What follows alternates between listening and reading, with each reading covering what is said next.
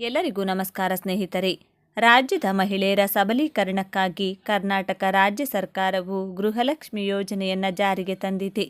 ಈ ಯೋಜನೆಯು ಕಾಂಗ್ರೆಸ್ ಸರ್ಕಾರದ 5 ಗ್ಯಾರಂಟಿ ಯೋಜನೆಗಳಲ್ಲಿ ಒಂದಾಗಿದೆ. ಮಹಿಳೆಯರ ಆರ್ಥಿಕತೆಯನ್ನು ಸುಧಾರಿಸಿ ಅವರು ತಮ್ಮ ಬದುಕನ್ನು ಕಟ್ಟಿಕೊಳ್ಳಲು ಈ ಯೋಜನೆಯು ಬಹಳ ಸಹಕಾರಿಯಾಗಿದೆ. ಮನೆಯ ನಿರ್ವಹಣೆಗೆ ಅನುಕೂಲವಾಗಲೆಂದು ಸರ್ಕಾರವು ಈ ಯೋಜನೆಯ ಅಡಿಯಲ್ಲಿ ಕುಟುಂಬದ ಯಜಮಾನಿಯ ಖಾತೆಗೆ ಮಾಸಿಕ 2,000 ರೂಪಾಯಿ ಹಣ ವಿತರಣೆಯನ್ನು ಮಾಡಲಾಗುತ್ತದೆ. ಸಚಿವೆ ಲಕ್ಷ್ಮಿ ಹೆಬ್ಬಾಳ್ಕರ್, ರಾಜ್ಯದ ಮಹಿಳೆಯರಿಗೆ ಗುಡ್ ನ್ಯೂಸ್. ಇದೀಗ ಕರ್ನಾಟಕದ ಎಲ್ಲೆಡೆ ನವರಾತ್ರಿ ಹಬ್ಬದ ಸಡಗರ ನಡೆಯುತ್ತಿದೆ. ಆದರೆ ಬಾಕಿ ಇರುವ ಜುಲೈ ಮತ್ತು ಆಗಸ್ಟ್ ತಿಂಗಳ ಗೃಹಲಕ್ಷ್ಮಿ ಹಣ ಇನ್ನೂ ಜಮಾ ಆಗಿಲ್ಲ ಎಂದು ಸರ್ಕಾರದ ವಿರುದ್ಧ ಮಹಿಳೆಯರು ಅಸಮಾಧಾನ ವ್ಯಕ್ತಪಡಿಸಿದ್ದಾರೆ.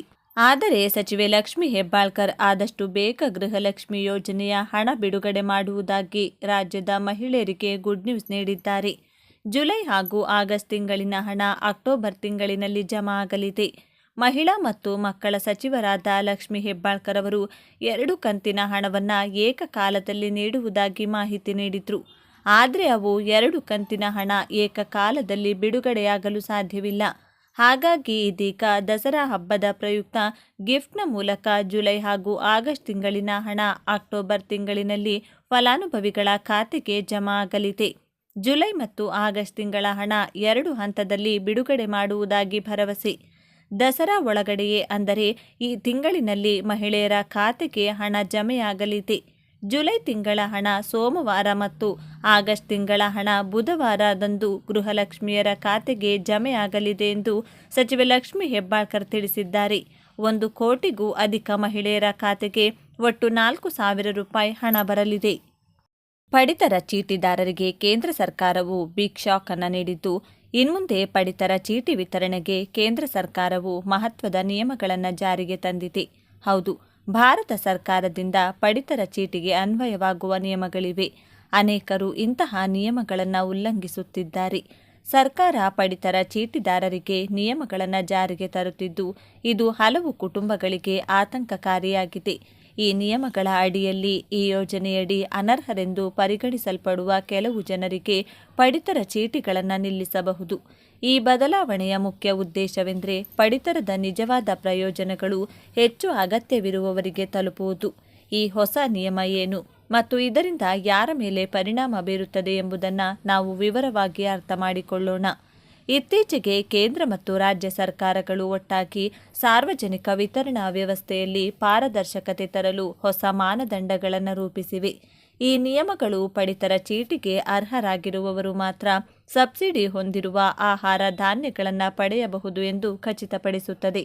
ಈ ಹೊಸ ನಿಯಮದ ಪ್ರಕಾರ ಒಬ್ಬ ವ್ಯಕ್ತಿಯು ಈ ಕೆಳಗಿನ ಮಾನದಂಡಗಳನ್ನು ಪೂರೈಸಿದರೆ ಅವನ ಪಡಿತರ ಚೀಟಿಯನ್ನು ರದ್ದುಗೊಳಿಸಬಹುದು. ಆದಾಯ ತೆರಿಗೆ. ಕುಟುಂಬದ ಯಾವುದೇ ಸದಸ್ಯರು ಆದಾಯ ತೆರಿಗೆ ಡೇಟಾವನ್ನು ಹೊಂದಿದ್ರೆ ಆ ಕುಟುಂಬದ ಪಡಿತರ ಚೀಟಿಯನ್ನು ರದ್ದುಗೊಳಿಸಬಹುದು. ಸಾಕಷ್ಟು ಆದಾಯ ಹೊಂದಿರುವ ಜನರು ಸಬ್ಸಿಡಿ ಪಡಿತರವನ್ನು ಪಡೆಯಬಾರದೆಂದು ಸರ್ಕಾರ ನಂಬುತ್ತದೆ. ಸರ್ಕಾರಿ ನೌಕರ, ಕೇಂದ್ರ ಅಥವಾ ರಾಜ್ಯ ಸರ್ಕಾರದ ಸೇವೆಯಲ್ಲಿರುವವರು ಈ ಯೋಜನೆಯ ವ್ಯಾಪ್ತಿಯಿಂದ ಹೊರಗಿರಬಹುದು. ಅವರು ತಮ್ಮ ಅಗತ್ಯಗಳನ್ನು ಪೂರೈಸಲು ಸಾಕಷ್ಟು ಸಂಬಳವನ್ನು ಪಡೆಯುತ್ತಾರೆಂದು ಊಹಿಸಲಾಗಿದೆ. ವೈಯಕ್ತಿಕ ವಾಹನ ಮಾಲೀಕರು, 4 ಚಕ್ರದ ವಾಹನ ಅಥವಾ ಯಾವುದೇ ರೀತಿಯ ದುಬಾರಿ ವಾಹನ ಹೊಂದಿರುವವರು ಸಹ ಈ ಯೋಜನೆಯಡಿ ಅನರ್ಹರಾಗಬಹುದು. ಹೆಚ್ಚಿನ ವಿದ್ಯುತ್ ಬಿಲ್. ಮಾಸಿಕ ವಿದ್ಯುತ್ ಬಿಲ್ ನಿರ್ದಿಷ್ಟ ಮಿತಿಯನ್ನು ಮೀರಿದ ಕುಟುಂಬಗಳಿಗೆ ಸಹ ಸಬ್ಸಿಡಿ ಪಡಿತರವನ್ನು ನಿರಾಕರಿಸಬಹುದು. ಜನರು ಬಿಜಿಲಿ ಪ್ರಮಾಣ ಪತ್ರವನ್ನು ವಚನ ಸ್ವೀಕರಿಸಿದರೆ ಅವರು ಆರ್ಥಿಕವಾಗಿ ಸಮೃದ್ಧರೆಂದು ಪರಿಗಣಿಸಲಾಗುತ್ತದೆಂದು ಇದು ಸೂಚಿಸುತ್ತದೆ. ದೊಡ್ಡ ಮನೆ ಮಾಲೀಕರು. ಯಾರಾದರೂ ದೊಡ್ಡ ಮನೆ ಅಥವಾ ಜಮೀನು ಹೊಂದಿದ್ರೆ ಅವರನ್ನು ಪಟ್ಟಿಯಿಂದ ಹೊರಗಿಡಬಹುದು. ಈ ಬದಲಾವಣೆಗಳನ್ನು ಏಕೆ ತರಲಾಗಿದೆ? ಪಡಿತರದ ಸರಿಯಾದ ಪ್ರಯೋಜನಗಳು ಸರಿಯಾದ ಜನರಿಗೆ ತಲುಪಬಹುದು ಎಂಬುದು ಈ ನಿಯಮಗಳ ಉದ್ದೇಶವಾಗಿದೆ. ಅನೇಕ ಆರ್ಥಿಕವಾಗಿ ಸಾಮರ್ಥ್ಯವಿರುವ ಜನರು ಸಹ ಇದುವರೆಗೆ ಪಡಿತರ ಪ್ರಯೋಜನಗಳನ್ನು ತಪ್ಪಾಗಿ ಪಡೆಯುತ್ತಿದ್ದರೆಂದು ಸರ್ಕಾರ ನಂಬುತ್ತದೆ. ಹೀಗಾಗಿ ಅರ್ಹ ಮತ್ತು ನಿರ್ಗತಿಕ ಕುಟುಂಬಗಳು ಈ ಯೋಜನೆಯ ಗರಿಷ್ಠ ಪ್ರಯೋಜನಗಳನ್ನು ಪಡೆಯುತ್ತಿಲ್ಲ. ಹೊಸ ನಿಯಮಗಳ ಪ್ರಕಾರ ಆರ್ಥಿಕವಾಗಿ ದುರ್ಬಲವಾಗಿರುವ ಮತ್ತು ಸರ್ಕಾರದ ನಿಯಮಗಳ ಪ್ರಕಾರ ಆದಾಯ ಮಟ್ಟ ಹೊಂದಿರುವ ಕುಟುಂಬಗಳಿಗೆ ಮಾತ್ರ ಪಡಿತರ ಸಿಗುತ್ತದೆ.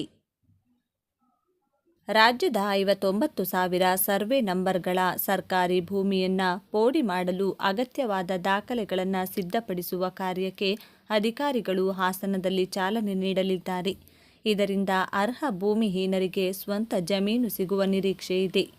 ರಾಜ್ಯದಲ್ಲಿ ಸರ್ಕಾರದ ನೇತೃತ್ವದಲ್ಲಿ ನಡೆಯುತ್ತಿರುವ ಭೂಮಿ ಪ್ರಾಮಾಣೀಕರಣ ಮತ್ತು ಪೋಡಿ ಭಾಗ್ಯ ಯೋಜನೆ ಕುರಿತು ಕಂದಾಯ ಸಚಿವ ಕೃಷ್ಣ ಬೈರೇಗೌಡ ಹಾಸನದಲ್ಲಿ ಅಕ್ಟೋಬರ್ 2ರಂದು ಮಹತ್ವದ ಘೋಷಣೆ ಮಾಡಲಿದ್ದಾರೆ. ಈ ಯೋಜನೆಯಡಿ ದಶಕಗಳಿಂದ ಬಾಕಿ ಉಳಿದ 59,000 ಸರ್ವೆ ನಂಬರ್ಗಳ ಭೂಮಿಗೆ ಪೋಡಿ ಮಾಡಲಾಗುವುದು ಎಂದು ತಿಳಿಸಿದರು. ಈ ಕಾರ್ಯವು ಮುಖ್ಯವಾಗಿ ರೈತರಿಗೆ ಮತ್ತು ತ್ರಾಸಿಗಾರರಿಗೆ ಸಕಾರಾತ್ಮಕ ಪರಿಣಾಮ ಬೀರಲಿದೆ. ದಶಕಗಳ ಹಿಂದೆ ಮಂಜೂರಾದ ಆದರೆ ಪದ್ಧತಿಗಿಂತ ಹೊರಗಿರುವ ಸರ್ಕಾರದ ಭೂಮಿಯನ್ನು ಈಗ ಪ್ರಾಧಿಕಾರಿಕವಾಗಿ ಚೀಟು ಮಾಡುವುದು ರೈತರ ಸಂಕಷ್ಟಗಳನ್ನು ನಿವಾರಿಸಲು ಸಹಾಯಕವಾಗಲಿದೆ. 5 ಲಕ್ಷಕ್ಕಿಂತ ಹೆಚ್ಚು ರೈತರು ಈ ಯೋಜನೆಯಡಿ ಉಪಯೋಗ ಪಡೆಯಲಿದ್ದು, ಇದು ಅವರ ನೆಲದ ಹಕ್ಕನ್ನು ಕಾನೂನಾತ್ಮಕವಾಗಿ ಸ್ಥಾಪಿಸಲು ನೆರವಾಗಲಿದೆ. ಅರ್ಹತಾ ಕಡತ ಮತ್ತು ಪೋಡಿಯ ಮಹತ್ವ. ಪ್ರಾರಂಭದಲ್ಲಿ ಗ್ರಾಮ ಆಡಳಿತಾಧಿಕಾರಿಗಳು ಮತ್ತು ತಹಶೀಲ್ದಾರರು 1 ರಿಂದ 5 ದಿನಗಳ ಅವಧಿಯಲ್ಲಿ ಅರ್ಹತಾ ಕಡತ ಸಿದ್ಧಪಡಿಸುತ್ತಾರೆ. ಈ ಹಂತವು ಗ್ರಾಮೀಣ ಪ್ರದೇಶಗಳಲ್ಲಿರುವ ಭೂಮಿ ಹಕ್ಕು ಮಾಲೀಕರಿಗೆ ಮತ್ತು ಪೋಡಿಗೆ ಸಂಬಂಧಿಸಿದ ದಾಖಲೆಗಳನ್ನು ಪರಿಶೀಲಿಸಿ ಪ್ರಕ್ರಿಯೆಗೆ ಮೊದಲ ಹೆಜ್ಜೆಯಾಗುವುದು. ನಂತರ ಆ ಸರಿಯಾದ ಮಾಹಿತಿ ಆಧಾರವಾಗಿ ಸರ್ಕಾರ ಸರ್ವೆ ಕಾರ್ಯಗಳನ್ನು ಕೈಗೆತ್ತಿಕೊಳ್ಳುವುದು. ಇದು ರೈತ ಭೂಮಿಯ ಹಕ್ಕನ್ನು ಇತ್ಯರ್ಥಪಡಿಸಿಕೊಡಲು ಸಹಾಯ ಮಾಡುತ್ತದೆ. ಇದರ ಜೊತೆಗೆ 22 ಲಕ್ಷದಷ್ಟು ಬಹು ಮಾಲೀಕತ್ವ ಹೊಂದಿರುವ ಸರ್ವೆ ನಂಬರ್ಗಳಲ್ಲೂ ಪೋಡಿಯ ಕಾರ್ಯ ಆರಂಭವಾಗಲಿದೆ. ಇದು ಸುಮಾರು 80 ಲಕ್ಷ ಭೂ ಮಾಲೀಕರಿಗೆ ಸಕಾರಾತ್ಮಕವಾಗಿ ಪ್ರಭಾವ ಬೀರುವ ಮೂಲಕ ಅವರಿಗೆ ಹಕ್ಕು ಹಾಗೂ ಕಾನೂನು ದೃಷ್ಟಿಯಿಂದ ಭೂಮಿ ಮೇಲೆ ಸಮರ್ಪಕ ಹಕ್ಕನ್ನು ಒದಗಿಸುತ್ತದೆ. ಕೋರ್ಟ್ ಪ್ರಕರಣಗಳಿಗೆ ಗಡುವು ನಿಗದಿ. ಭೂಮಿಯನ್ನು ಸಂಬಂಧಿಸಿದ ಕಾನೂನು ವ್ಯವಹಾರಗಳಲ್ಲಿ ತೀರ್ಪು ಬರುವ ಸಮಯದಲ್ಲಿ ಅಂತಿಮ ಗಡುವನ್ನು ಕೂಡ ಸರ್ಕಾರ ಕಡ್ಡಾಯಗೊಳಿಸುತ್ತಿದೆ.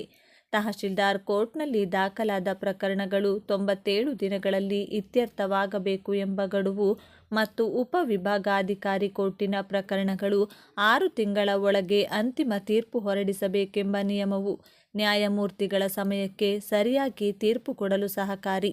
ಬಗರ್ ಹುಕುಂ ಸಮಿತಿಗಳಲ್ಲಿ ಅರ್ಜಿ ಪರಿಶೀಲನೆ. ಕೃಷಿ ಭೂಮಿಯ ಹಕ್ಕು ಪಡೆಯಲು ಬಗರ್ ಹುಕುಂ ಅರ್ಜಿ ಸಲ್ಲಿಸಿದವರ ಪರಿಗಣನೆಗೂ ಸರ್ಕಾರ ಕಾರ್ಯಪ್ರವೃತ್ತವಾಗಿದೆ.